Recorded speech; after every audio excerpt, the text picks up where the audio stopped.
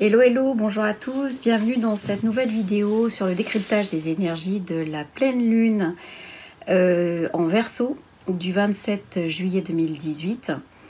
Au programme de cette vidéo, alors c'est une pleine lune éclipse de lune qui va être de l'éclipse de lune la plus longue du siècle visiblement. Elle comporte également un alignement planétaire, donc quelque chose sur laquelle il va falloir qu'on s'arrête parce que c'est quelque chose d'important pour une éclipse et en plus une pleine lune en Verseau. Comme d'habitude, les énergies générales de la pleine lune en Verseau, les énergies géolocalisées par fuseau horaire, la numérologie ensuite avec l'ermite et tête des lettres hébraïques, et ensuite le collectif des énergies. Là, on va parler d'équilibre global de l'univers parce qu'on a eu des choses intéressantes qui se passent entre les débordements émotionnels positifs de la Coupe du Monde qu'on a gagné et qui vont engendrer malheureusement, évidemment, qui ont créé leur exact négatif. Donc on va voir comment ça va retransmettre ça rapidement ça va impacter à nouveau notre quotidien. On verra ça également dans son positionnement dans la table d'émeraude et dans le Kybalion. Voilà. Alors, une pleine lune qui est aussi ce qu'on va appeler, ce que vous trouverez beaucoup sous la dénomination de lune de sang. C'est l'ancienne lune rousse, si on veut, qui est un phénomène optique. Donc, cette pleine lune éclipse, elle est à 4 degrés 44. Donc, on a cette symbolique aussi dans l'axe, voilà, 20h20 en GMT. Hein. Elle est donc dans cet axe Lion Verseau Lion. Elle va être donc ressentie plus fortement par les signes fixes, d'accord? On est sur du Verseau, Lion et Scorpion, Taureau. Et cette je dirais, volonté de nous axer, on sort déjà d'une éclipse de soleil. Hein. Cette éclipse de soleil, elle était déjà initiatrice d'une lumière qui allait se couper. Aujourd'hui, on est dans une éclipse de lune qui va renvoyer finalement de la lumière du soleil à la terre. Donc on a quelque chose qui est un petit peu encore super changeant. La longueur est quelque chose d'anormal et cet alignement planétaire, et il n'y a pas que des points planétaires, vous allez voir, il y a beaucoup de points fictifs et des astéroïdes qui se jouxtent à cette lunaison.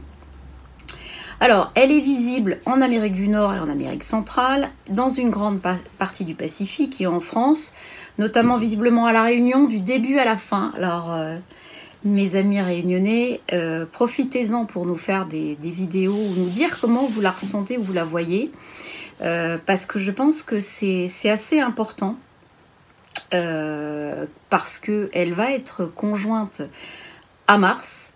Donc on a quelque chose qui est, alors conjointe à Mars, et bizarrement elle va se teinter de rouge pendant qu'elle va passer dans le cône d'ombre de la Terre, et donc elle va renvoyer évidemment la lumière du soleil qui sera passée dans de la poussière et de l'azote et tout ça. En fait c'est un effet d'optique, hein, on est d'accord.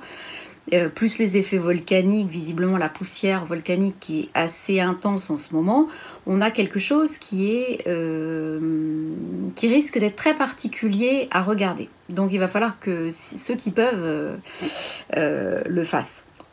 Alors, on est toujours sur des significations de l'éclipse lunaire qui correspond autant avec l'éclipse solaire, on avait cette bifurcation vers la notion d'ego, de moi, de personnalité, de cœur, hein, qu'est-ce que c'est que nos nouvelles valeurs, etc. Aujourd'hui, on va parler à l'inconscient. Et pas n'importe quel inconscient, parce que l'inconscient, la lune en Verseau, qui est conjointe au nœud et à Mars, ça parle de l'inconscient collectif.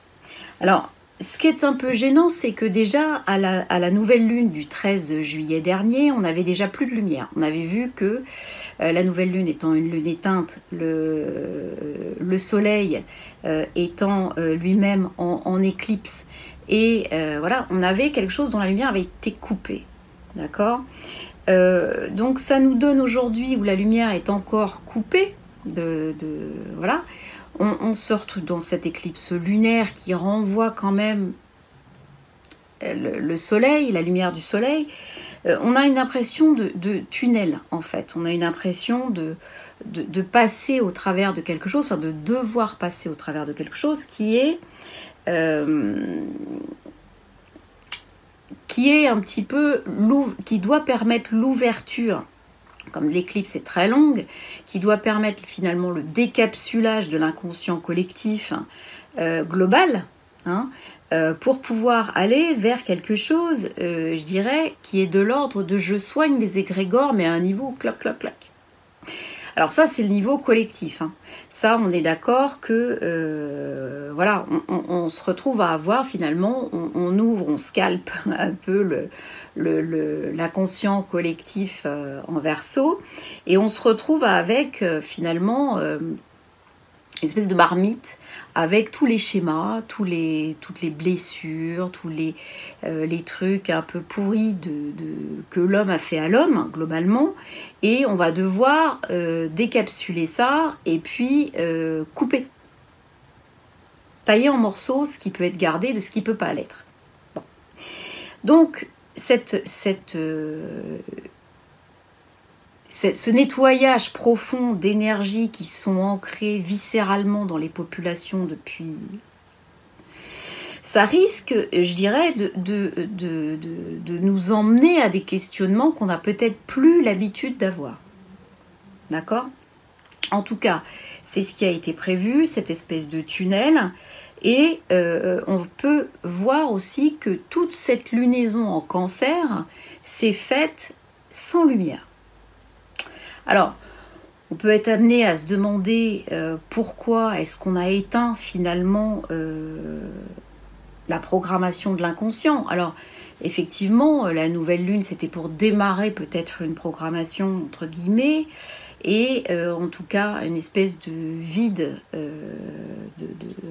au niveau de l'inconscient. Mais il n'y a pas que ça. La lune, c'est quand même tout ce qui est popularité. On va voir de nombreuses fois cette affaire obscure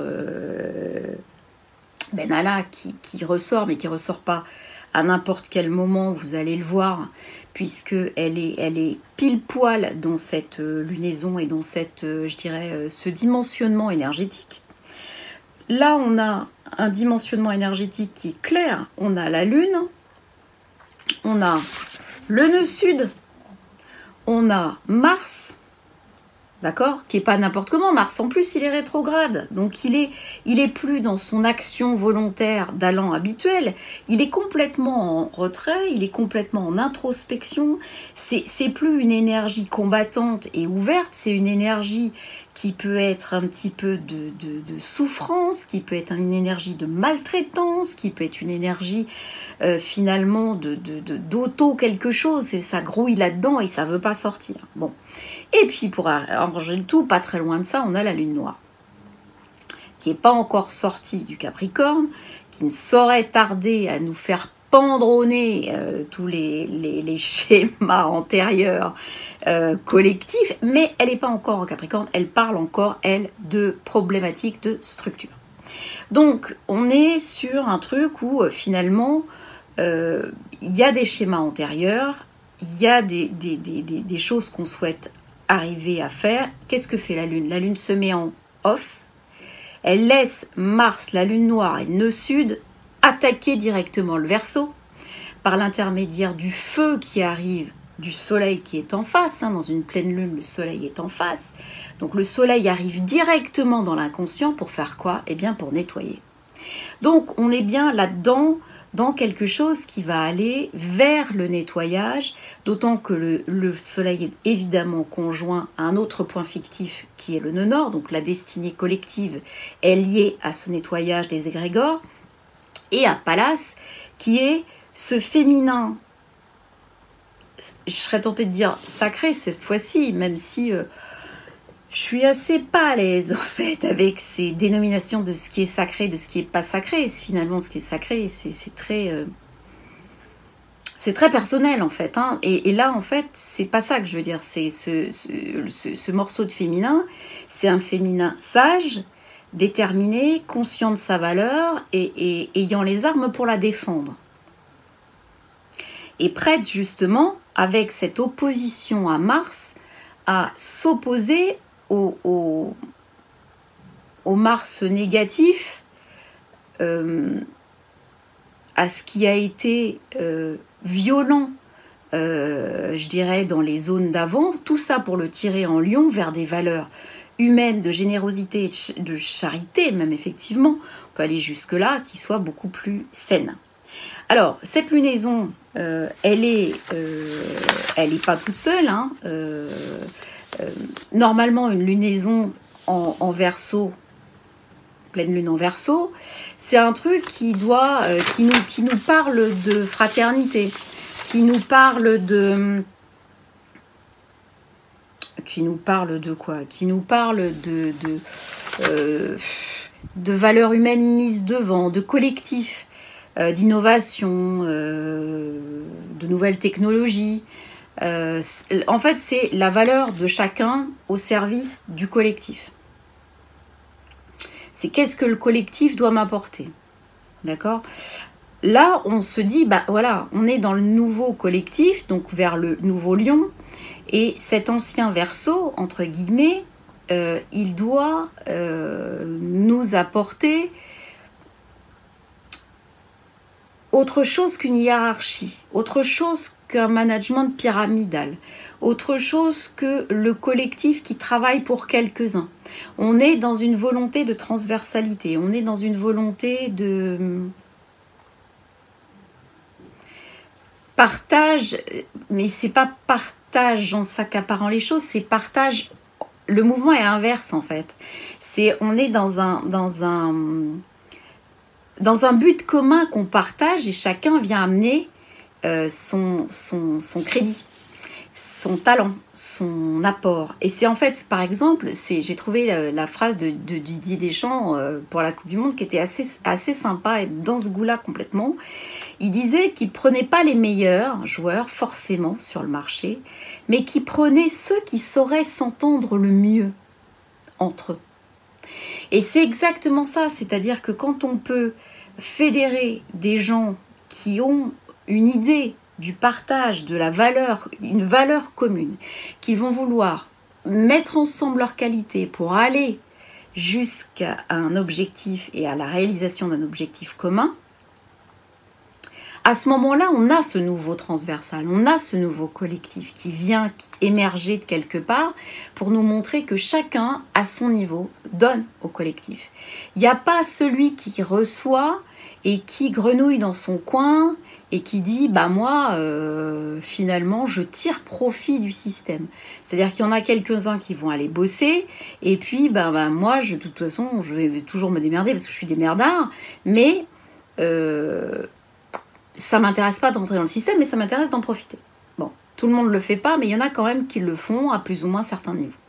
On le sait, c'est comme ça. Aujourd'hui, c'est plus du tout ça qui est demandé. Ce qui est demandé, c'est ce collectif auquel chacun met quelque chose. Donc on est proactif, on est conscient de sa valeur. Attention, c'est pas anodin le truc. Hein. On est conscient de sa valeur et on est conscient de ce qu'on est capable d'accepter et de mettre à contribution pour les autres. Et pour soi-même, en apportant quelque chose au système transversal, on va soi-même s'enrichir, on va soi-même trouver de l'abondance, on va soi-même être nourri. Donc, on s'interroge avec cette pleine lune en Verseau sur les valeurs humaines qui sont les nôtres, sur finalement comment est-ce qu'on se situe dans le système par rapport à nos propres valeurs. Est-ce que c'est apparent? Est-ce que ces valeurs, elles sont celles du système?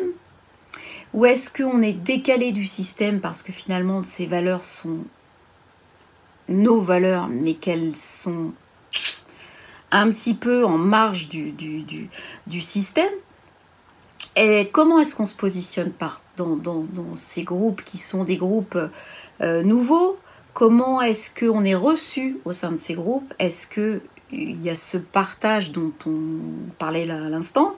Ou est-ce qu'il n'y a pas de, il y a toujours ce mode transversal où finalement on est aux ordres de quelqu'un et on manage le truc plus ou moins bien, quoi, en fait, finalement, hein, d'accord? Donc voilà.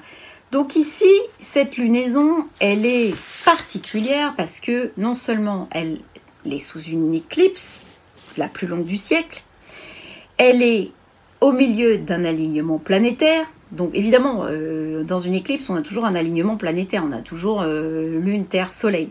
Mais là, on a quand même Mars en plus. On a également, on a vu Pallas, on a qui est un astéroïde, mais on a aussi les points fictifs du nœud nord, du nœud sud et de la lune noire. Donc c'est quelque chose quand même de très lourd qui se voit pas tout le temps. Pour ceux dont c'est l'anniversaire, sachez que jusqu'à cette pleine lune va aller dans ses influences jusqu'à plus de 2 ans pour vous. Et en tout cas, on doit voir normalement l'impact clair d'une éclipse se voit pile poil 6 mois après. Donc on peut dire qu'aujourd'hui, on est globalement en août. Fin janvier 2019, qu'est-ce qui se passe? Suite à cette espèce de scalpage qu'on a eu et de changement d'égrégore et d'insufflation par le feu finalement d'une nouvelle lumière qu'on va retrouver, qu'on va voir émerger avec la nouvelle lune en Lion, qu'est-ce qui va se passer? Voilà, c'est ça qu'il va falloir aller voir. Effectivement, aujourd'hui, cette configuration, elle est particulière. Pourquoi elle est particulière? Parce que cette lunaison qui est déjà le produit d'un alignement planétaire avec, comme on vient de voir, les points fictifs, il est aussi carré à Uranus. Alors, carré à Uranus, quand on est une pleine lune en Verseau, c'est pas anodin parce que déjà, quand on est une pleine lune tout court, c'est pas anodin. Mais alors là, une pleine lune en Verseau, c'est encore moins anodin. Pourquoi? Parce que Uranus est le maître du Verseau. Alors Uranus, on l'a vu depuis un certain temps, il est en Taureau. Depuis le 18 mai, je crois, un truc comme ça, il est en Taureau. Donc ça veut dire que lui, il s'occupe d'intégrer le subtil dans la matière. Donc on change la matière, on fait évoluer la matière. La matière ascensionne. Gaïa ascensionne. Sauf que là, cette lunaison qui est destinée à couper l'humanité de ces égrégores pourris. Alors, les égrégores pourris, je vous rappelle qu'il y en a un certain nombre. Hein. On passe de l'esclavage à la déportation, en passant par tout un tas d'humiliations, de tortures, de maltraitance des enfants, je vous en passe, des animaux, de la terre. Enfin, je suis assez nulle, moi, pour savoir toutes les horreurs que l'homme a pu ne serait-ce qu'envisager de faire. Ça m'horrifie toujours, comme tout le monde, mais cette fois-ci, je pense que là, on va avoir un certain nombre de choses qui vont émerger. Alors, Uranus carré à cette lunaison, ça fait quoi? Ben, ça fait que Uranus, c'est l'uranium. Donc, la pression, c'est l'électricité aussi, hein. Donc on se retrouve à avoir, c'est non seulement le feu du soleil qui va aller ouvrir dans l'inconscient, mais on a ensuite Uranus qui, par son électricité et ses vibrations de 5D, d'accord, des hautes fréquences, va venir taper dans ce qui reste de fréquences basses liées à l'inconscient collectif. Ou individuel, parce que n'oublions pas que quand je parle d'inconscient collectif, on a tous une part de notre incarnation individuelle qui porte l'inconscient collectif. Hein. Sinon, ça. Donc, ce qui fait que ce qui est destiné à être nettoyé dans le collectif doit rebasculer automatiquement chez nous dans l'individuel. Alors, un carré d'Uranus sur nous, carré Mars, Lune, Lune noire, nœud sud. Verseau. Quand l'Uranus est en taureau, ça donne des trucs pas chouettes, hein. Soyons clairs. Hein. Ça donne beaucoup... Alors, la Lune, c'est tout ce qui est popularité aussi. Et Mars, c'est tout ce qui est militaire. Il est rétrograde, c'est tout ce qui est barbouzerie, entre guillemets. Donc, on se retrouve, par exemple, avec une affaire Benalla, qui sort du chapeau à ce moment-là, alors qu'on est d'accord, elle était dans le panier avant qu'Uranus ne rentre en taureau. Et la dissension de cette énergie-là, qui fait que ça remonte des profondeurs, et on va le voir pour Paris, elle est en plus en maison 12, donc dans les choses qui sont cachées, eh bien, le Soleil la remet en lumière et Uranus va la faire exploser. Alors, on est sur quelque chose, on n'oublie pas que Jupiter est toujours en Scorpion et que lui, il est toujours en train de grenouiller à faire autre chose. D'accord ? Jupiter est quand même en carré avec la lunaison en face, avec le Soleil. Donc, il y a un problème d'état. Il y a un problème d'état qui est grave. Et il est d'autant plus grave qu'en fait, il est sorti, le balancier de la Coupe du Monde, on va le voir, a activé une espèce d'émotion, d'intensité émotionnelle positive phénoménale. À partir du moment où vous générez une intensité émotionnelle, vous générez le strict, et vous le générez comme un tout neutre. C'est-à-dire que si vous décidez de ressentir du négatif, vous générez quand même le positif quelque part. Et si vous décidez d'avoir du positif, vous générez l'exact négatif en face. Mais ce négatif, d'accord, donc le balancier, il commence à aller des grands coups. Donc il a été gonflé à bloc d'énergie positive. Donc maintenant, il est capable d'aller mettre en lumière l'énergie négative. Sauf que l'énergie négative, quand on voit la disproportion de l'intensité émotionnelle qui a été émise, ça va pas être simple, parce que l'intensité émotionnelle qui a été émise, elle n'est pas dénuée de blessures, la joie était peut-être créée sur des attentes, sur des choses, du déni, sur des frustrations diverses. Et donc, du coup, il y a autant de choses négatives qui ont été créées de l'autre côté. Donc, il y a un potentiel, à chaque fois, il faut que ça balance et que ça rééquilibre. C'est ce qu'on verra dans la troisième partie. Donc, cet Uranus, je reviens sur mon Uranus, cet Uranus qui est carré à la lunaison, lui, il est venu pour faire exploser les choses. Il est venu pour les casser. Un Uranus carré, Mars, Lune, on va dire que sur le plan personnel, attention aux accouchements, attention aux accidents qu'on peut avoir, attention, il faut faire très attention avec les avions, hein, Uranus carré, Lune, Mars en Verseau.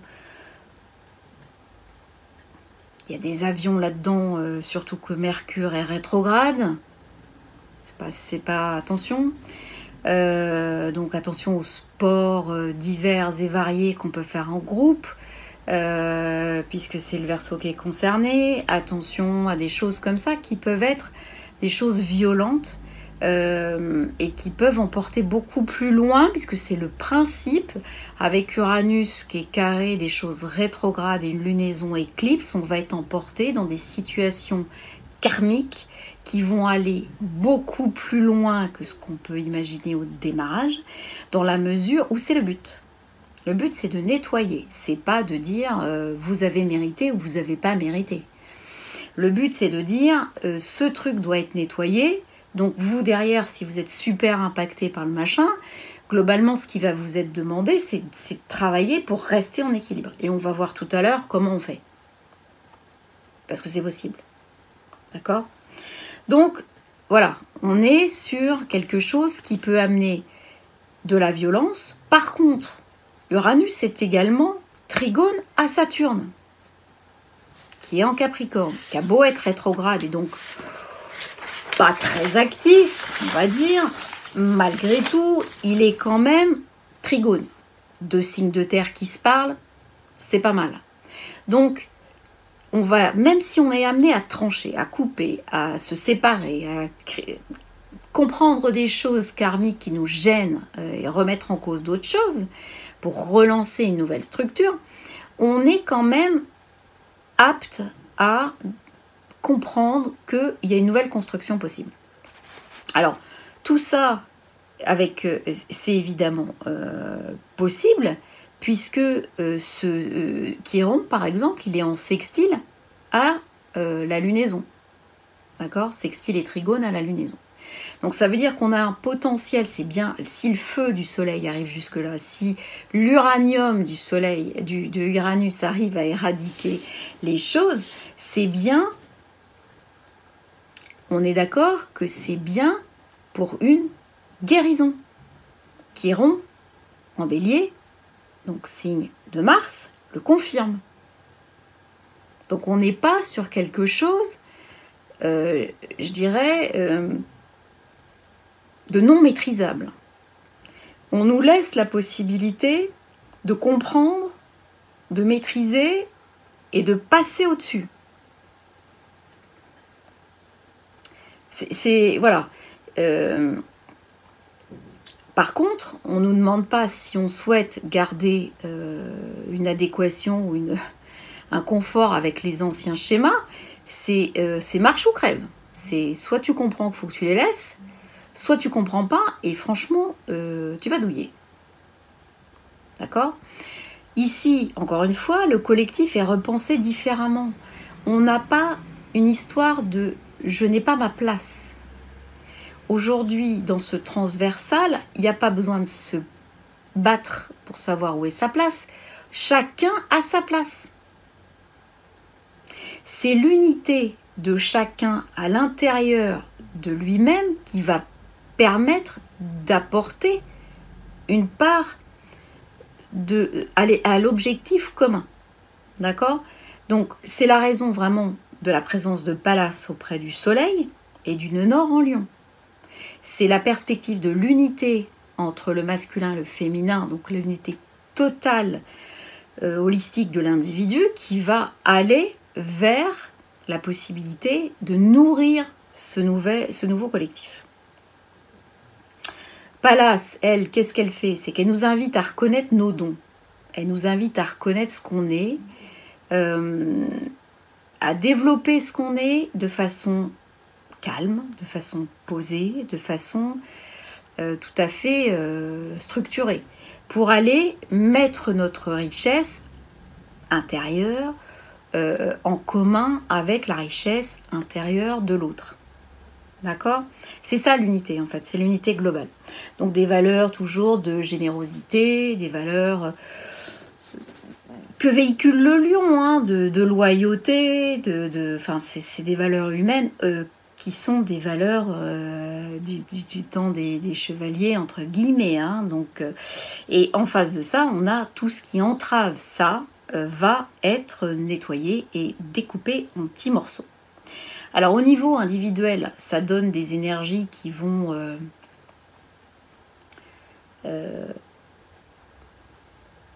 qui doivent obliger à la remise en question. Alors c'est là où, comme ça doit nous obliger à la remise en question pour voir où est la place de l'inconscient collectif à l'intérieur de notre fonctionnement, là je dis attention, quand on ne veut pas comprendre, on risque de prendre des sacrés beignes. Hein. Donc mollo hein, quand même. Hein. Donc quand on voit qu'on commence à prendre une ou deux petites beignes, arrêtons-nous et regardons ce qui se passe. Hein, parce que les gens qui tombent, les gens qui prennent des petits coups, les gens qui en prennent des plus gros, les gens qui ont des somatisations au niveau corporel. Encore une fois, je le dis souvent, regardez la symbolique de vos bobos. Hein. Regardez la symbolique des maladies qui se déclenchent chez vous. Regardez toutes ces symboliques parce qu'elles sont vitales. Ça peut vous éclairer sur un schéma, un message, un truc qui n'est pas passé, que vous n'avez pas vu. Il est là, vous l'avez somatisé. il doit être travaillé. C'est même pas non, c'est pas moi en fait ce truc. Non, c'est stop, on arrête avec ça. Si c'est arrivé jusqu'à vous, c'est qu'il y a quelque chose chez vous qui le voilà. Donc on est obligé de se dire bon bah voilà, j'ai pas envie pour le moment, mais je comprends. Je vais la traiter plus tard. Et puis bah oui, parce qu'on n'est pas forcément. Moi la première avec ma polyarthrite, des fois j'ai pas envie. Hein. J'ai pas envie, j'ai mal, mais j'ai pas envie. Donc bah, malgré ça, bon, je dis ok, d'accord, stop, je vais traiter d'abord la priorité avec ma douleur et ensuite je vais essayer de voir ce que j'ai pas encore compris, quoi. Donc, mais voilà, le but c'est, je pense, de se dire voilà, je reste pas figée sur un truc qui avance pas ou qui peut pas s'adapter. Je me mets en marche du truc, quoi. Au niveau collectif, cette lunaison, si ça dynamite chez l'individu, imaginez comment ça va chez le collectif. Alors chez le collectif, on a évidemment des choses qui vont émerger. Pour que ça touche le collectif, il va falloir que ça crée une réaction chez tout le monde. Donc, des affaires comme ce qu'on voit en ce moment, qui vont mettre finalement des gens très influents totalement en porte-à-faux. Alors, c'est des choses qui existent en manœuvre politique depuis des années. On va avoir tous l'impression de redécouvrir un truc qui a baigné dans son jus depuis finalement presque 70 ans. Et pourtant, c'est le vieux système qui doit être nettoyé. Donc, quel est le bon timing, quelle est la bonne affaire pour arriver à faire prendre conscience au collectif que finalement il est abusé, que finalement les choses ont 2 poids 2 mesures, que finalement le collectif, il n'est pas collectif en transversal, il est collectif pyramidal, on va avoir ce genre de choses. D'accord ? Après,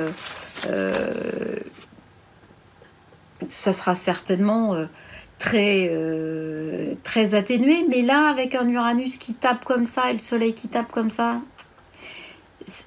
plus cet aspect positif Coupe du Monde qui a chargé le bazooka, finalement. Ce truc a chargé le bazooka. Donc maintenant, je pense que c'est un truc qui peut aller très loin, parce que la Lune, c'est aussi la popularité. Et là, Uranus qui tape sur la Lune, ça donne pas que des accouchements ou des fausses couches, ça peut aussi donner des dynamitages de popularité ou des dynamitages d'images qui collectives, hein, puisque c'est en Verseau, je vous rappelle, hein, donc ça touche beaucoup de monde. Alors, ça peut aussi être des heurts. On peut avoir du coup des heurts, des trucs violents, de foule, de masse. On est face à des énergies de remontée karmique avec ce nœud sud, la lune noire et un Mars rétrograde. Donc je vous ai dit, ça prend le pas forcément sur les situations, et une situation que vous pourriez trouver normale, elle peut dégénérer. Donc même au niveau individuel, hein, méfiez-vous de ça. Un truc karmique qui va avoir l'air tout petit au début, tout rikiki, il va passer, vous avez l'impression qu'il passe comme une lettre à la poste, que chi, hein, il va prendre des proportions, il va s'emballer tout seul jusqu'à ce que ça pète au-dessus de nous. Alors quand vous repérez que vous êtes embringué dans une machinerie comme ça, dites-vous que c'est une histoire de fréquence. D'accord ? C'est une histoire de fréquence. Donc il ne faut pas rester enfermé dans cette fréquence-là avec ces gens-là. Donc à un moment donné, ça va peut-être vous demander de faire des choix. D'accord ? De couper avec des relations, de couper avec des gens. Vous les aimez peut-être bien, ces gens, sauf qu'à un moment donné, c'est vous, eux. Et donc, il va falloir ne pas continuer à matérialiser ces choses positives. Il va falloir couper en conscience énergétiquement et vous maintenir à des niveaux d'énergie qui seront plus hauts. C'est-à-dire, on ne rentre pas dans le triangle de Karpman, on essaye de ne plus être ni victime, ni bourreau, ni sauveur de rien du tout. On essaye juste de se construire soi-même et de s'amener suffisamment déjà à soi-même pour pouvoir être autonome et exister. D'accord ? Donc surtout, ne restez pas au milieu de lynchage potentiel, parce que là, avec ces histoires de popularité, on peut en avoir. L'idée, c'est vraiment de vous nourrir de ce nouveau collectif, c'est-à-dire de faire l'unité à l'intérieur de soi pour pouvoir participer à des objectifs communs, positifs pour la majorité, pour le groupe, mais pas qu'il y en ait qui tirent leur profit, c'est que tout le monde partage ce qu'il a pour obtenir l'objectif. D'accord? On n'est plus dans... Voilà. Alors, qu'est-ce que j'ai oublié?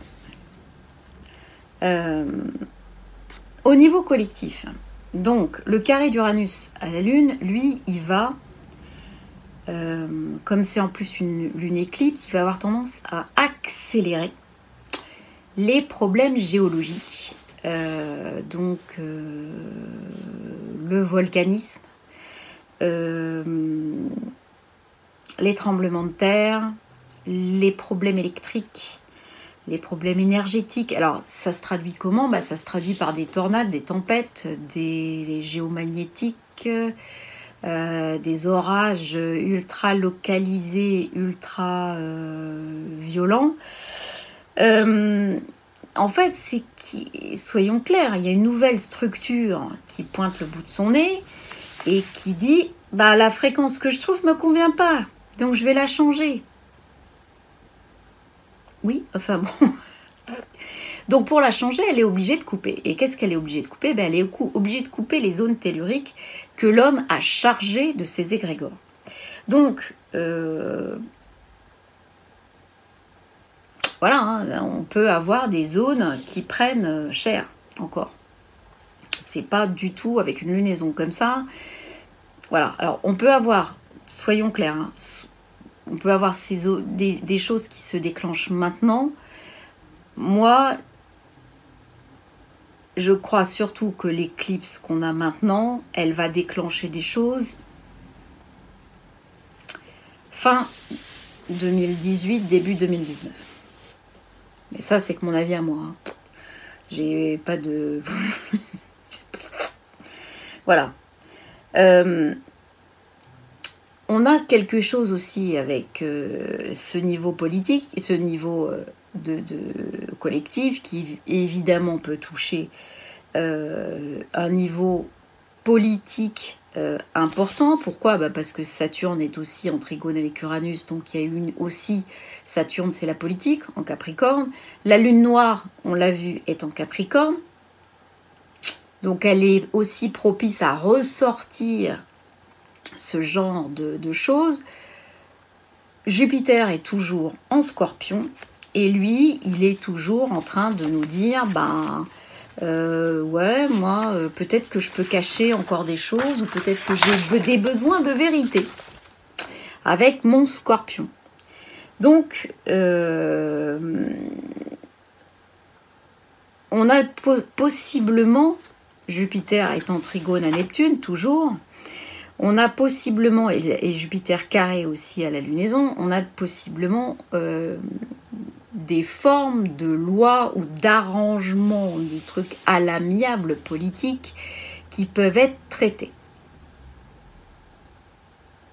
Donc des choses que on ne voit pas encore, qui seront apparentes à mon avis à la fin de l'année, et qui sont en train de se décider maintenant. Donc, il n'y a pas forcément d'existence officielle pour un certain nombre de manœuvres, mais malgré tout, j'ai bien peur qu'elles existent. Dans un autre domaine, on a Vénus en Vierge, donc c'est plutôt la Vénus quotidienne, on est sur de l'affectif au quotidien, sur de l'affectif qui se... Voilà, des détails, de l'affectif du domestique, etc., etc. Bon, opposé à Neptune. Alors, opposé à Neptune,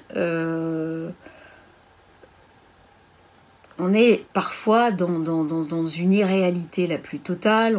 Peut se faire complètement des illusions, on peut rêver complètement sa vie. On peut se construire un monde totalement irrationnel. On a, je dirais, parfois des possibilités de créer des relations sur des bases qui vont peut-être être assez idéalisées. D'accord? Donc attention aux relations qui démarrent, de bien connaître la personne avant de bien basculer sur quelque chose qui soit vraiment lié au quotidien, et parce que pour ne pas avoir d'illusions, de choses on nourrit des choses qui finalement n'existent pas. D'accord? Donc il peut y avoir des illusions là-dedans. Malgré tout, attention, hein, Vénus, elle est aussi bien reliée à Jupiter. Donc on a un sextile de Vénus et Jupiter, donc entre la Vierge et le Scorpion, qui permet d'avoir, je dirais, des relations stables et officielles qui peuvent démarrer sur un plan quotidien. D'accord? Donc on peut avoir une espèce d'officialisation de certaines choses. Et puis, on a aussi Vénus, Trigone, Pluton en Capricorne, où là, on a vraiment une nouvelle forme de passion qui peut s'intégrer complètement dans le quotidien. Mais ça reste passionnel quand même, cette relation-là. Elle reste liée au quotidien, mais passionnelle. Elle est complètement affectivement débordante, elle est magnétique, et elle peut prendre le pas aussi, mais de façon positive, sur le reste et sur les illusions. Voilà. Donc à bien faire le distinguo. On a toujours notre Mercure qui est rétrograde en Lion. Bon, lui, il est bien relié à Uranus. Hein, donc on sait toujours que Mercure, c'est le mental et Uranus, c'est la pleine conscience. Donc, on a le mental qui veut bien aider la pleine conscience, il y a juste qu'il est rétrograde, alors il se demande si son image est suffisante, parce que Mercure en rétrograde en Lion, c'est le cœur qui réfléchit finalement. Donc, il se dit, bah oui, moi je veux bien aider, mais finalement, il faudrait quand même que ce soit limité, parce que comment je fais moi, alors parce qu'en plus il est carré Jupiter, pour pouvoir me mettre quand même, ne pas me mettre l'État à dos, ne pas me mettre l'autorité à dos, ça j'ai pas le droit de le faire, mais visiblement pourtant c'est ce qu'on va me demander, comment ça va se faire, bon. Donc il y a une réflexion sur la générosité et la possibilité de se replacer dans le quotidien, d'accord? Et par rapport à nos valeurs. Finalement, est-ce qu'on est généreux? Comment est-ce qu'on le montre? Comment est-ce qu'on se positionne? Est-ce qu'on est... Il y a beaucoup de choses qui vont se poser au niveau de la loyauté. C'est quoi la loyauté? C'est ces valeurs en Lion là qui sont en train d'émerger et qui sont en train de nous questionner. La loyauté, voilà, c'est un truc qui est pas du tout, c'est une valeur qui est pas du tout prise en charge dans notre société. Elle serait même foutue dehors à grands coups de pied si on pouvait. C'est finalement la loyauté, c'est une forme d'engagement moral plus. Et aujourd'hui, on est dans une société de sans engagement.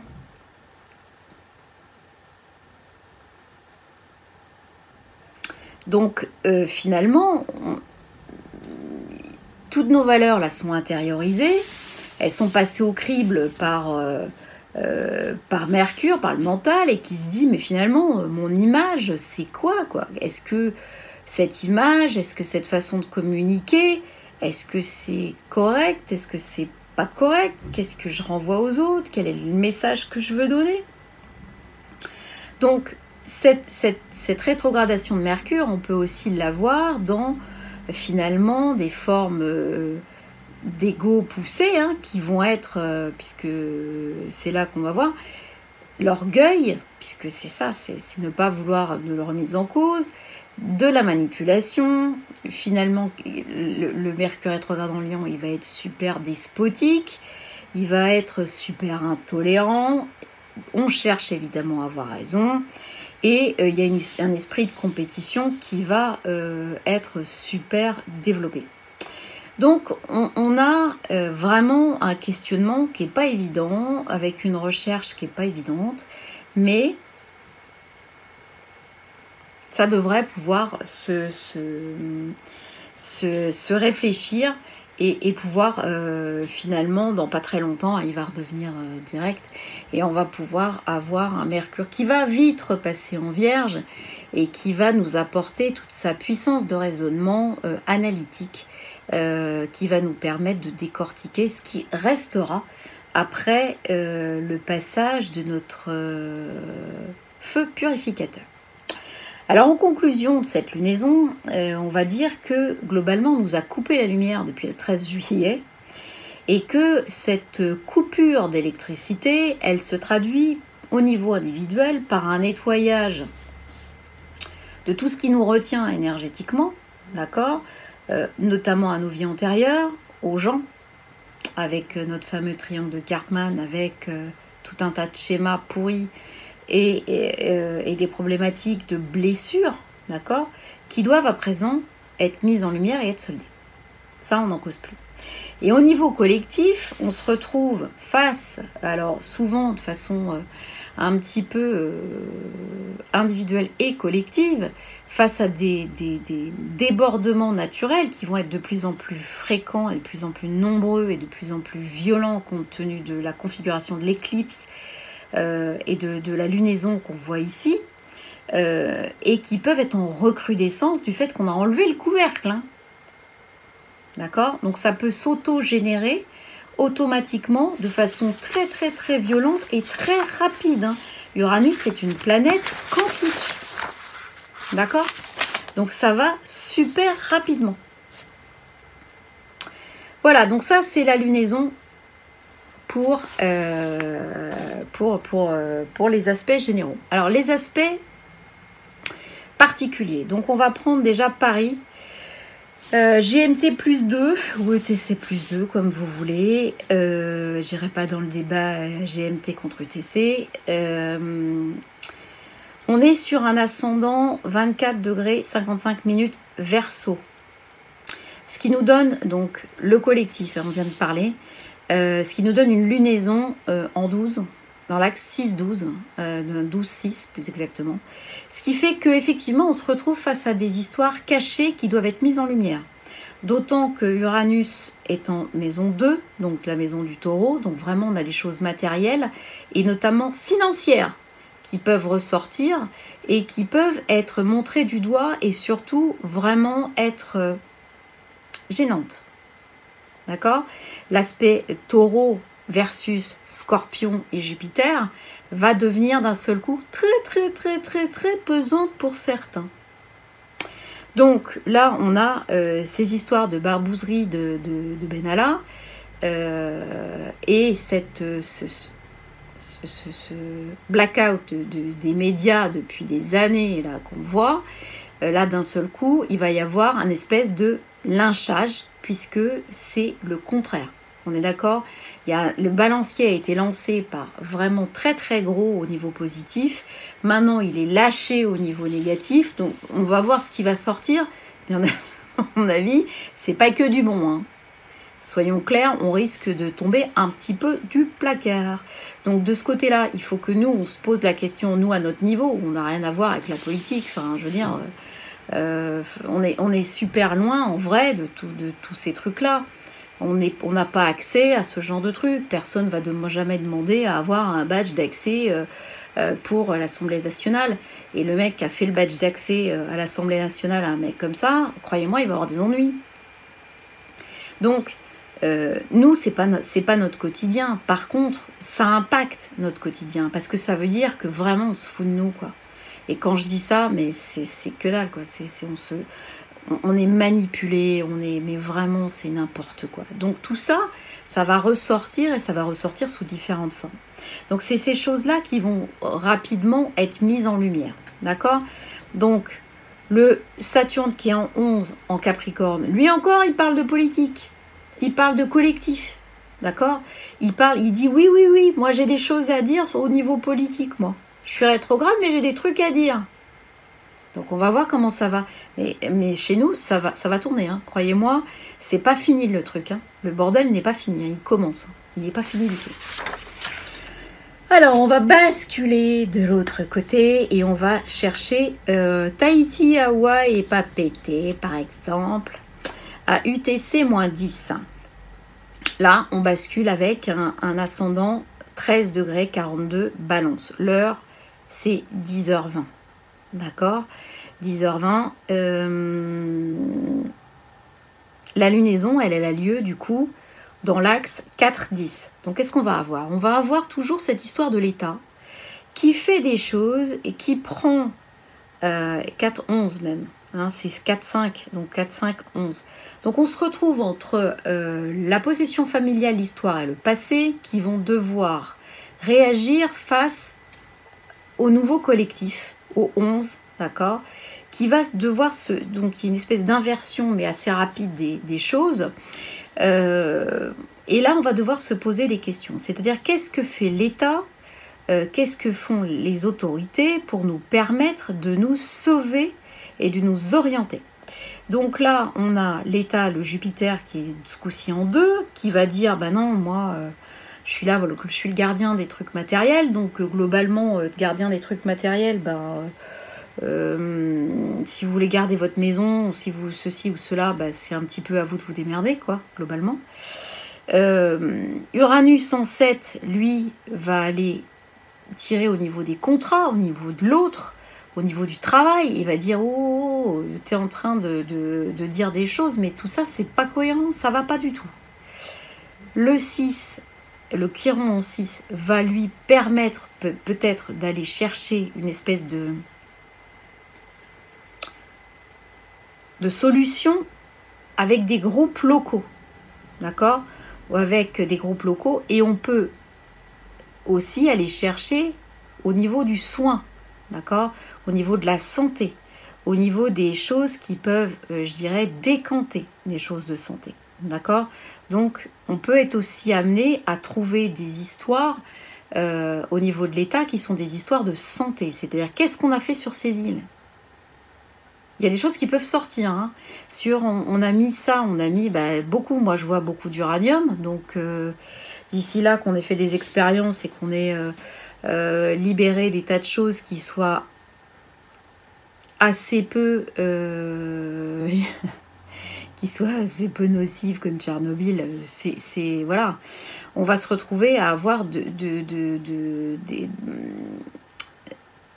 des sorties d'affaires technologiques. Je serais pas étonnée qu'on voit encore des trucs avec le PR.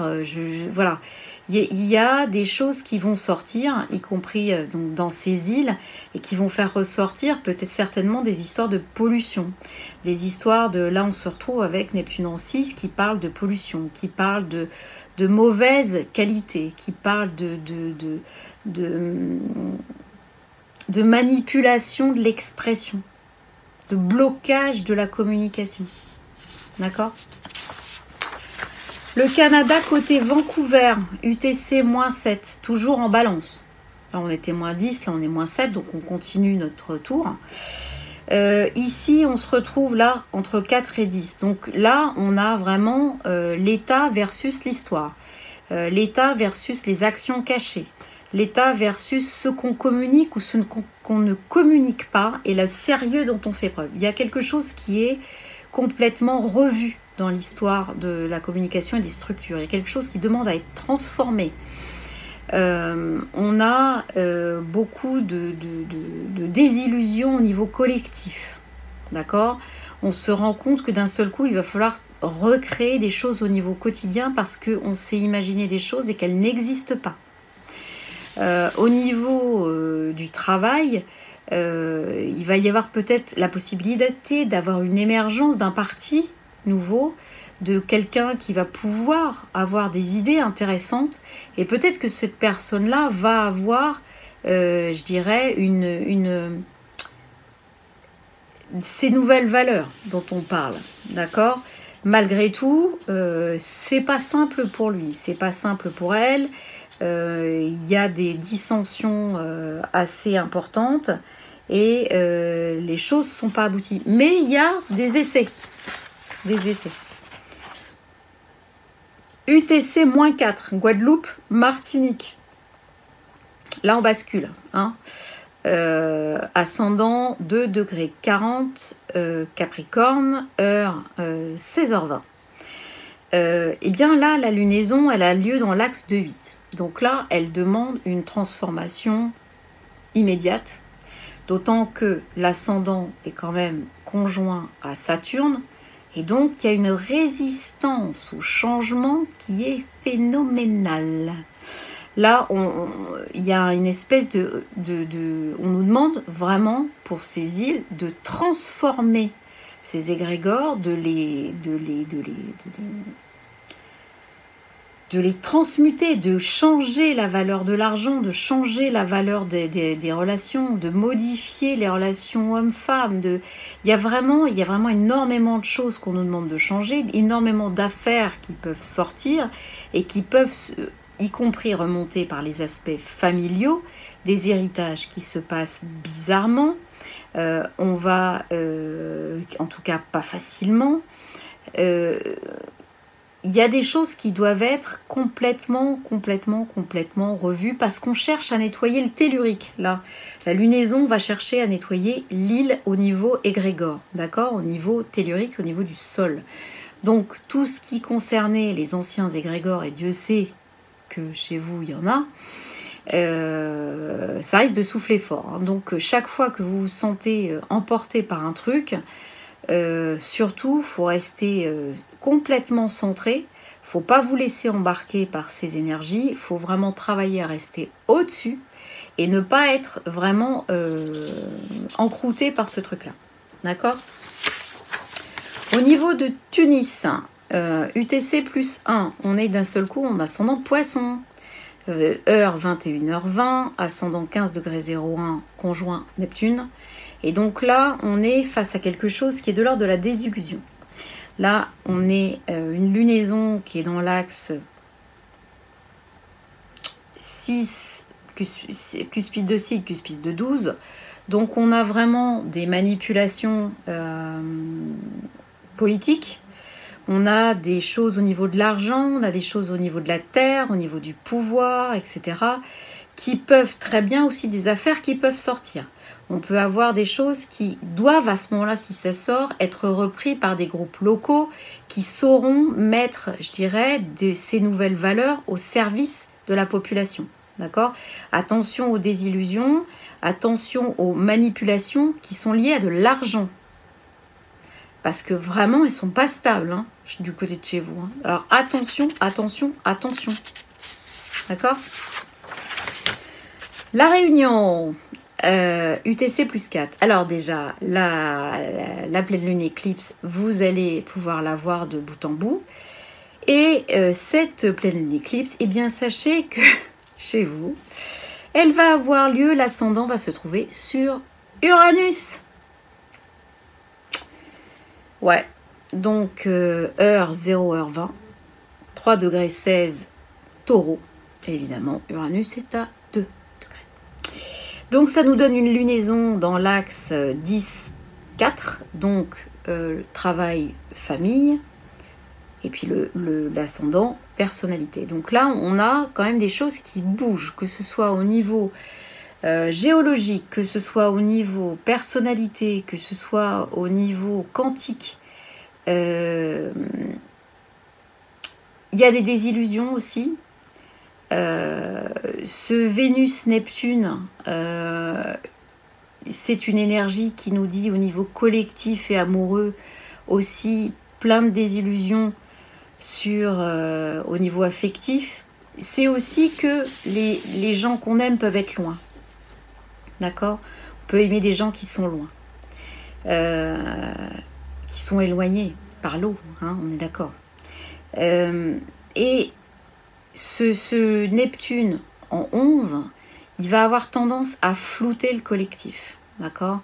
À lui amener quelque chose de pas net, à vouloir essayer de la manipulation encore, à essayer d'emberlificoter les choses.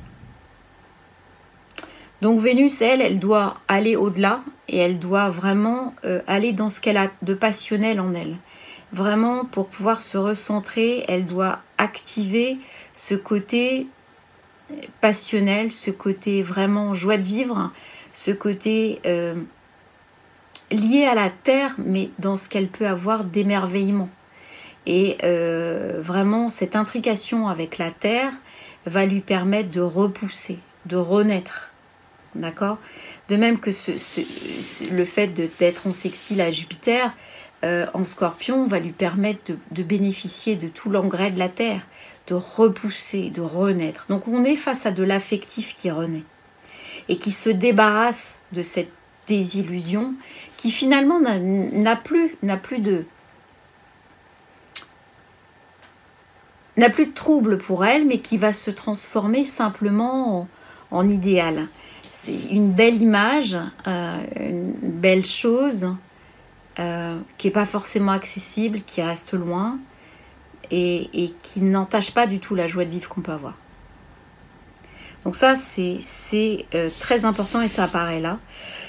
Et cet axe 4-10 qui nous questionne aussi sur les relations familiales. Les relations familiales qui doivent être repensées, revues et qui ont certainement une nouvelle porte à ouvrir, des nouvelles valeurs, des nouvelles constructions, des nouvelles opportunités. Voilà, c'est assez intéressant. Quant au travail et à l'idéal, aux objectifs communs, certainement que les objectifs collectifs peuvent être revus. D'accord ? Faut pas hésiter à les couper si vous sentez que c'est pas de votre truc et que ça ne vous parle pas. J'ai pris le Japon, donc UTC plus 9, le Japon, Tokyo. Ascendant, donc l'heure c'est 5h20, ascendant 10 degrés 52, ce qui fait que Lion, ce qui fait qu'il tape presque dans... en tout cas, il est conjoint à nœud nord, soleil, Pallas. Et donc, évidemment, il traîne en face nœud sud, lune noire et Mars. Donc, on a quelque chose au niveau du Japon, et donc de Uranus qui se retrouve en 10, qui peut secouer très fort. C'est-à-dire que la personnalité même du pays va être mise en cause. D'accord ? Il y a aussi la possibilité d'avoir des appels à des choses qui sont liées aux soins et qui pourraient très bien ne pas fonctionner. En tout cas, le Uranus situé sur le milieu du ciel en Taureau, il peut donner des trucs pas très fun. Hein. D'accord ? Ça peut secouer, ça peut vraiment faire des choses assez moches. Nouméa. Donc, Nouméa, UTC plus 11, ascendant Lion, mais un peu plus loin, donc du coup plus conjoint, mais la lunaison a lieu dans un axe 6-12, donc 7h20 du coup, ascendant 17 degrés 59 minutes Lion. Là, on se retrouve face à des problèmes d'état encore qui doivent émerger, une nouvelle valeur doivent émerger au niveau de l'État, mais il y a beaucoup de problèmes au niveau fonctionnaire, au niveau fonctionnement courant. Il y a plein de schémas qui doivent être détachés, qui doivent souffler et qui doivent être détruits. Donc ça risque de souffler au niveau médical, au niveau enseignement, voilà, toutes ces choses qui sont liées. Voilà. Ça risque d'être un petit peu compliqué. Voilà. Donc ça, c'était pour les fuseaux horaires. La numéro. Alors, la numéro, on se retrouve à avoir du 27 7 2018. Donc, quand on fait la totalité, on trouve donc 9, 9 et 11. Et si on fait la totalité, on va retomber sur 9. Bon. Donc, on se retrouve avec l'ermite. Et l'ermite, c'est donc la 9e lame du tarot de Marseille. Elle figure un homme qui est relativement âgé, donc qui est ermite en plus, qui est seul, hein, qui avance avec sa lanterne dans un chemin, on suppose que c'est la nuit, avec une lanterne et un bâton. Bon, donc dans le tarot de Marseille, L'ermite, c'est très lié à la terre, hein, très lié aux racines, très lié à l'hiver, au symbole du Capricorne. C'est le symbole de l'introspection, de l'analyse, de la patience. Hein, c'est une lame qui avance mais qui est lente, un petit peu comme la gestation de l'hiver. Et c'est la lame de la prudence. Alors on a vu de nombreuses fois que c'était une des vertus cardinales. Donc le H qui est mis devant donc viendrait du mot du Hermès. Donc évidemment on fait référence à Hermès Trismégiste qui est fondateur de l'alchimie. Et donc ce vieil homme, on sous-entend que par finalement sa lanterne, il serait plus initié que cherchant en vain dans la nuit. Donc c'est sa lumière interne qui finalement éclaire ceux qu'il arrive à prendre avec lui et qu'il va, je dirais, mettre son savoir à disposition de tout le monde de façon très parcimonieuse. D'accord ? En tout cas, ce qu'il cherche, lui, c'est la vérité absolue. C'est une quête de vérité, c'est une quête d'authenticité. Le mouvement, même lent, indique qu'il y a quelque chose d'inéluctable. On est en rapport avec Saturne. Et donc, il n'y a pas de retour arrière, en fait. Hein. Il y a une évolution, même si cette évolution, elle est en bout de cycle. Et en fait, il ne va pas vers le 10. Hein. Quand on regarde, il va vraiment vers la gauche. Et il est en train de retourner vers la justice, en fait. Le 8, c'est la justice. Donc, il est en train de retourner vers la justice. Alors, on peut dire, voilà, il a fait son cycle et donc il n'a pas besoin de commencer un nouveau cycle. Et puis, il a surtout acquis cette capacité à se juger lui-même par la justice. Et donc, en fait, il est apte, finalement, à pouvoir prendre des décisions. Donc, globalement, c'est assez marrant parce qu'on nous parle d'un chemin dans la nuit avec cette lanterne et nous, on est en pleine éclipse. Hein. Donc, il y a bien une espèce de corollaire entre le fait que lui nous tend la petite lumière et qu'on soit dans le noir depuis un certain temps. Donc, il y a bien une lumière quelque part qui réside dans l'introspection, qui réside dans finalement les questions qu'on va réussir à se poser, et puis qui réside dans le silence. L'ermite, c'est le silence. Le silence, ça laisse à l'autre la possibilité d'exister par la parole ou par sa présence. Et l'isolement, on est coupé du monde. Donc ça veut dire que globalement, la solution, elle est à l'intérieur de nous, elle n'est pas du tout à l'extérieur, elle n'est pas du tout dans le miroir qu'on peut faire, elle est vraiment dans l'introspection et le silence intérieur. Et on verra que c'est assez proche de la recherche du point zéro finalement. D'accord ? Donc, le monde des apparences est analysé avec la lanterne et il n'est pas gardé en fait. Hein. On prend du recul, on l'observe, mais on ne le garde pas. On s'en tient très très loin de ce truc-là. Donc, voilà, il y a une analyse un peu qui reflète cette atmosphère d'éclipse qui finalement, cette coupure de lumière qui apparaît jusque dans les cartes en fait. Hein. C'est assez marrant. Alors tête, c'est un peu la même histoire de coupure, de courant, parce que c'est la caverne.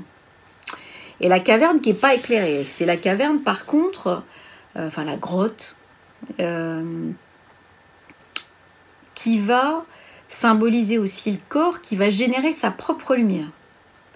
Alors quand on voit dans maintenant les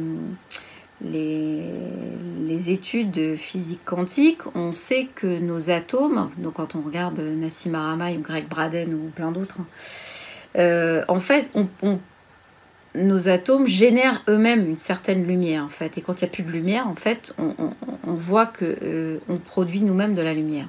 Et en fait, c'est ce côté-là de tête qui symbolise le corps et la lumière intérieure également. il y a une révélation de ce qui est caché, donc comme finalement l'ermite avec sa petite lumière, lui il vient mettre sa lumière sur un truc qu'on ne voulait pas voir, hein. Donc voilà, les choses sont cachées dans une grotte et elles vont sortir à la lumière. Donc ça, on est déjà dans ce qu'on vit en ce moment avec notre affaire du gouvernement et qui pue, quoi. Il n'y a pas d'autre mot pour ces conneries, ça pue. Et il faut que ça aille jusqu'au bout parce que c'est juste inadmissible, quoi. C'est vraiment n'importe quoi. Et donc là, on va chercher dans le noir le plus total, hein, quelque chose qui est en train de pourrir puisqu'il y a une référence à la boue dans Tête qui représente finalement une espèce d'enveloppe protectrice du truc. Donc le changement de peau doit se faire, hein. Voilà. La boue, c'est vraiment la matière dans laquelle on doit retourner, hein, dans la lettre hébraïque, hein. On est fait de boue, souvenez-vous, avec la Genèse, et on y retourne. Donc on nous dit bien que certains vont retourner à la boue, finalement, hein. Donc cette lettre de Tête, elle symbolise aussi le retour sur soi, d'accord ? Et c'est une histoire de refuge aussi, la grotte. On ne veut pas sortir de la grotte, on ne veut pas être vu, on ne veut pas être... voilà, c'est finalement... On développe l'intuition, on développe finalement l'aboutissement de ce qu'on veut, de l'objectif, pour arriver à sortir de la grotte, d'accord ? Donc, voilà, il y a une carte qui émane aussi de la guérison. On voit le verre qui jaillit de la grotte et finalement ça jaillit de l'intérieur de l'être. D'accord ? Donc c'est vraiment intéressant de voir à quel point cette symbolique de la lumière, elle est présente dans nos cartes et à la fois dans ces cartes-là et dans notre configuration astrale. Après, le Tête, au niveau du Zohar, on se souvient que, en fait, il n'est pas de ce monde, en fait. Il est de la 5D, lui. Et quand on lui dit d'être là, il ne peut pas. Il n'existe que de l'autre côté. Il faut qu'il intègre son tout, son côté négatif et son côté positif pour ensuite pouvoir générer la lumière complète du départ. D'accord ? Alors, la fin, la troisième partie. Je voulais partir de quelque chose qui, effectivement, en ce moment, c'est assez problématique puisque on a des problèmes d'équilibre, d'accord ? On est basculé d'un côté à l'autre. Voilà, on est basculé d'un côté à l'autre. Donc cet équilibre qui est lié au balancier, on le retrouve finalement dans tous les écosystèmes, en sciences par exemple, et donc sous le nom d'homéostasie. L'homéostasie, donc, c'est la capacité d'un système, d'accord, à maintenir l'équilibre de son milieu intérieur, quelles que soient finalement les contraintes. Donc, les paramètres sont complètement variables, d'accord, et puis on essaye de s'auto-réguler pour que finalement on reste à peu près en équilibre. Et ça, c'est la fonction aussi de l'univers. D'accord ? Il arrive à s'auto-équilibrer. Alors, pour pouvoir s'auto-équilibrer, il a plusieurs choses. Il a d'un côté l'effet miroir.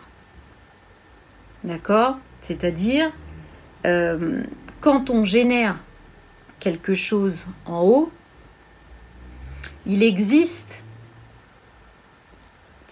la même chose en bas. D'accord ?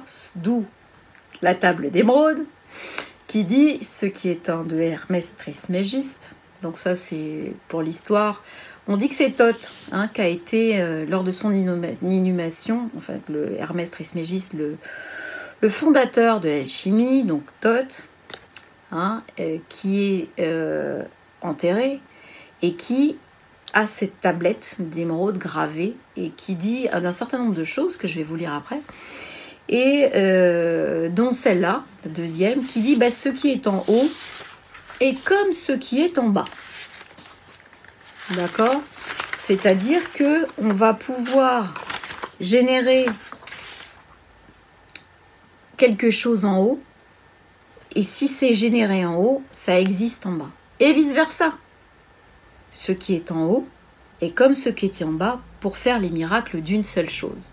Parce que le 1, c'est à la fois ce qui a été généré d'un côté et ce qui contient son antithèse parfaite. Donc ça, c'est pas quelque chose d'anodin. C'est-à-dire que aujourd'hui, quand on voit qu'on peut avoir des débordements de liesse liés à la Coupe du Monde, d'accord, on se dit que on est en train de générer une intensité émotionnelle. Cette intensité émotionnelle, elle va correspondre, en positif, elle va correspondre à une activité de balancier, à lancer le balancier, mais le balancier, lui, il va aller jusque l'autre côté. Et ça, on va voir que le balancier, en plus de la table de correspondance qui dit, moi, si je génère un truc, comme je ne peux générer que des choses neutres, je vais générer l'exacte antithèse de tout, de ce que vous venez de faire, d'accord ? Donc, on a quelque chose qui est très lourd, en fait, parce que dans le champ d'information qui est autour de nous, quand vous avez une intensité émotionnelle forte, quelque part, vous générez l'exact opposé. Cet exact opposé, vous pouvez ou pas l'expérimenter. Toujours est-il qu'il est dans la soupe à côté, dans le champ d'information. Et si vous choisissez de ne pas l'expérimenter, il ne sera pas expérimenté, mais il existe. Donc il peut ressortir à tout moment si vous y faites effectivement appel. D'accord ? C'est pour ça que sur quelque chose qui peut être vraiment violent et qui peut être vraiment problématique, on peut toujours faire appel, au bout d'un certain temps, en montant la fréquence, à ce qui a été généré de positif avec. D'accord ? Donc, qu'est-ce qu'on a au niveau de l'intensité émotionnelle ? Elles peuvent être créées sur des failles, des blessures, de tristesse, de joie ou d'attente. Le problème, c'est les blessures qui ont généré cette intensité, quelque chose qui fait mal. Alors que, finalement, et ça ne fait, cette intensité émotionnelle ne fait qu'activer le balancier. Si on veut désactiver le balancier, ça revient à dire qu'on ne doit plus générer de joie particulièrement intense sur des failles et que on ne doit plus générer de tristesse ou de colère intense sur des failles. Ça veut dire qu'en fait, vous arrêtez le balancier au milieu. Et quand vous avez mis ce balancier au point 0, à ce moment-là, vous êtes au-dessus du balancier. Mais ça ne veut pas dire que vous ne ressentez rien. Ça veut dire que vous vivez au niveau émotionnel sur des émotions qui ne vous poussent pas dans vos retranchements. Et que vous comprenez les messages véhiculés par les émotions, parce que les émotions, elles ne servent qu'à véhiculer des messages. Les intensités émotionnelles ne servent qu'à véhiculer un message qui est plus ou moins important. Donc, si vous comprenez le message, l'intensité émotionnelle va tout de suite baisser. Et vous ne serez pas embêté par ce balancier qui va aller d'un côté à l'autre et qui va fracasser, qui va vous demander de vous adapter et forcément qui va vous faire passer par des choses épouvantables. D'accord ? Donc, aujourd'hui, ce qui a été créé par la Coupe du Monde en liesse +++, va rebasculer de l'autre côté à son exact opposé. C'est-à-dire quoi ? C'est-à-dire qu'on va avoir ce qui a été une foule populaire, va aller chercher le côté négatif caché du pouvoir. Aussi violemment. Donc, il faut c'est pour ça que ça sort maintenant. Donc, jusqu'où ça va aller? Ça, c'est l'intensité du balancier qui peut le dire. Globalement, on est intégré avec ce qui a été créé et ce qui est généré au niveau de l'équilibre, qui essaye de se rebasculer. Hein. Tout ça, ça recherche l'équilibre jusqu'à atteindre le point zéro. Donc, globalement, ça fait partie, cette loi-là, elle fait partie des 7 lois de l'univers. Ce qu'on dit 7, il y en a plus, il y en a peut-être moins. Mais en tout cas, c'est les 7 qui sont inscrits dans la table d'émeraude et dans le Kybalion. La loi du mentalisme, il y en a 3 premières qui sont dites immuables. La loi, c'est-à-dire que l'univers est complètement mental. C'est-à-dire que quand vous pensez à quelque chose, il se matérialise. C'est-à-dire que vous mettez une énergie dans le champ d'information, et cette énergie, en fonction du fait que vous l'avez pensée positive ou négative, elle va générer un truc positif ou négatif de l'autre côté. Et évidemment, sa polarité exacte contre. Donc, quand on expérimente le monde physique, on est dans le domaine mental, en fait. D'où l'intérêt de bien comprendre ce qu'on est et ce qu'on projette. Puisqu'on attire, on matérialise ce que l'on est. Donc, essayons d'être un truc plutôt cool et plutôt sympa pour matérialiser des trucs cool et sympas. Alors, ça ne veut pas dire que quand on n'est pas cool, voilà. Ça veut dire qu'aussi, attention de la façon dont on se comporte vis-à-vis de soi-même. La justesse de soi par rapport à soi, elle est super importante, hein, parce qu'elle compte pour beaucoup dans les points négatifs que souvent beaucoup d'entre nous ont à juguler. Hein. Attention. Hein. Sérieusement, quand on se prend coup sur coup aussi, c'est parce qu'on n'est pas juste vis-à-vis de nous. Hein. Attention au recevoir, de comment on fait pour recevoir. Est-ce qu'on accepte de recevoir? De qui on accepte de recevoir? Est-ce qu'on accepte toujours de recevoir en boucle à partir du moment où c'est n'importe qui? Donner, c'est pas suffisant. Oui, ok, d'accord, donner. Mais il y a pour des gens, notamment des gens comme moi, donner au départ, c'est suffisant. On donne, mais on ne sait pas recevoir. Après, savoir qu'on se rend compte que finalement, il y a beaucoup d'orgueil dans la façon dont on veut recevoir. Donc ça, c'est à travailler. La loi de correspondance dont je viens de parler, d'accord? C'est-à-dire que tout est lié. À partir du moment où vous faites un truc, boum! En fait, il n'y a pas de vide, d'accord? Ou c'est le vide qui sert à allier le tout. Ce qui est en haut est comme ce qui est en bas. Ça signifie que de toute façon, il n'y a pas de séparation. D'accord? L'univers, nous et tout le reste, ça provient de la même source. Donc le schéma qu'on va véhiculer est exprimé sur tous les points de l'existence, les mêmes. D'accord? Et ces mêmes points de l'existence, ils sont liés. Même si votre schéma, il est complètement, il est en vrac. D'accord? Donc, on est vraiment, il faut comprendre que quand on fait quelque chose à un moment donné, on crée énormément de choses vis-à-vis des gens autour. Hein, d'accord? Et vis-à-vis de soi-même. Donc ça, c'est ce qui est en haut comme ce qui est en bas. Donc on crée, on matérialise, on émet quelque chose, ça va forcément impacter autre chose. Forcément, ça n'est jamais isolé. Ça ne peut pas. L'équilibre fait que ça ne peut pas.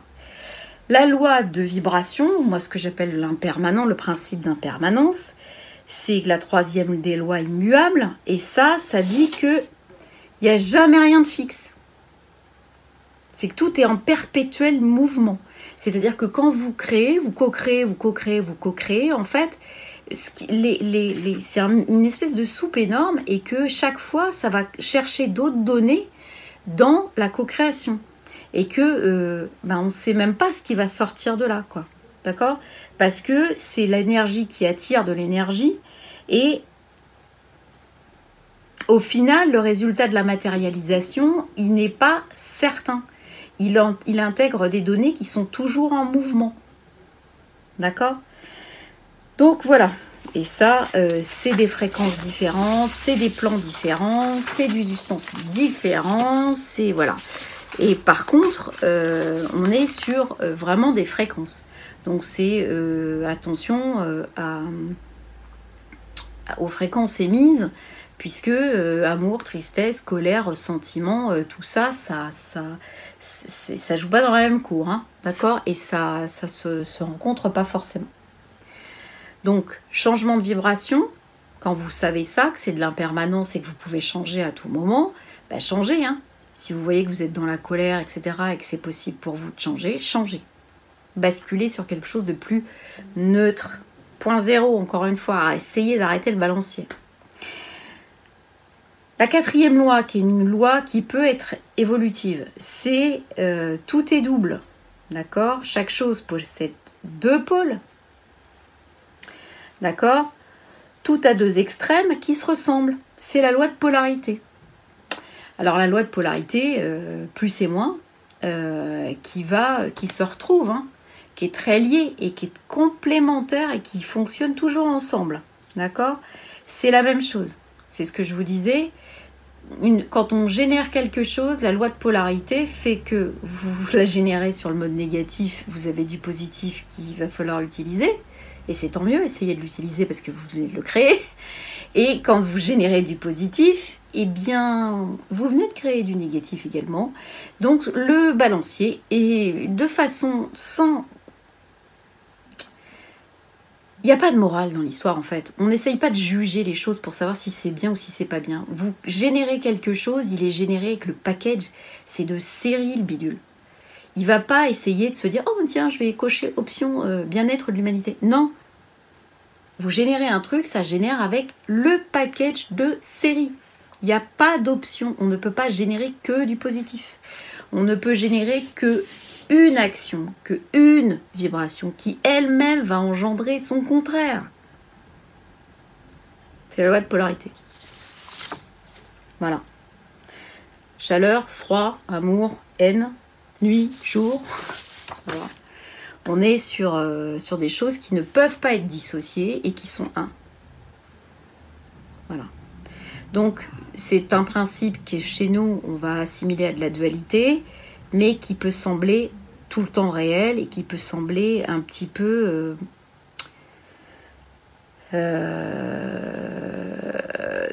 karmique, la roue qui on enchaîne les trucs qui vont mal, etc. etc. Hein. Donc il faut vraiment essayer de se mettre au-dessus de ces fréquences de génération, quelle qu'elle soit d'intensité. Hein. La loi du rythme, toujours mutable, bah, c'est celle du balancier dont on vient de parler. D'accord? Donc la 5e nous dit que tout a une durée. Et que quand on va vers l'aboutissement, l'apogée d'un truc, clac, forcément, ça va revenir et ça va aller de l'autre côté à l'exacte intensité contraire. Voilà, donc c'est pareil. Pour s'élever au-dessus de ce truc-là, il faut rechercher le point zéro. C'est-à-dire l'annulation des intensités. L'annulation des intensités, c'est quoi? C'est travailler ses blessures, travailler son triangle de Karpman pour sortir de ces relations triangulaires absolument pourries et qui ne servent à rien ni à personne, à part vous mettre la rate au courbouillon. Donc, pour moi, il n'y a rien de positif là-dedans. Donc, ce balancier, pour moi, atteignez le point zéro. Le point zéro, c'est la sérénité et la paix intérieure. Une fois qu'on est là-dedans, vous n'en bougez plus. Et toutes ces intensités de fréquences de merde, vous ne les avez plus. Donc je sais que c'est difficile. Moi, j'ai réussi à le faire plus ou moins bien. Et il faut se verrouiller là-dessus pour ne plus être touché. Je peux vous assurer que ça vaut le coup parce qu'on n'est plus fracassé contre les murs de façon quotidienne. Et ça, c'est vachement positif.